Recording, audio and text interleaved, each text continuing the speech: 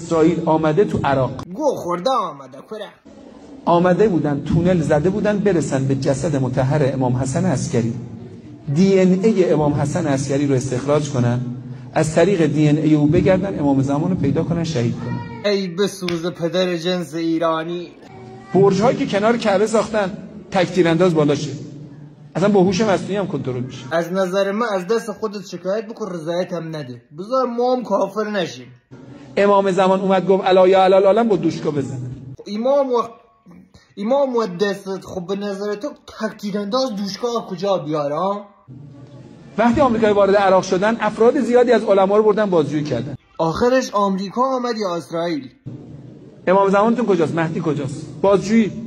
مسجد سهل دوربین گشتن، مسجد کوفه دوربین، امام زمان رو پیدا کنن، شهید کنن. ای رحمت بر ساقی، میزونه معلوم نیست چه میکشی، لامصب.